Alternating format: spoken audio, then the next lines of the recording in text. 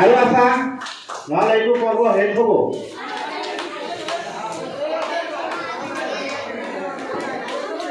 নাই না মই তেখেতক চান্স বুজাই দিছিলোঁ, কিন্তু অতিৰিক্ত এই 29 দিন তাৰমানে মোৰ চাৰ্টিফিকেটৰ যিটো ডেট অফ বাৰ্থ সেইটো ভুল হোৱাৰ কাৰণে 29 দিন মই বেছি কৰিছিলোঁ, কিন্তু দৰমহা লোৱা নাছিলোঁ।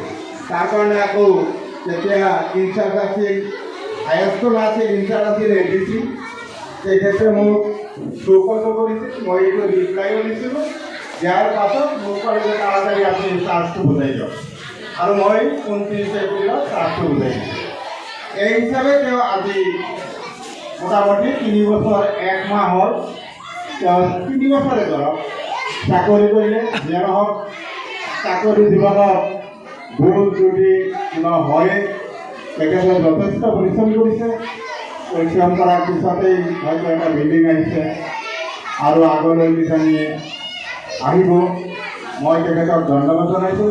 যদিও আমাৰ দুটাৰ মাজত খুব তাৰমানে কথা কাটাকাটি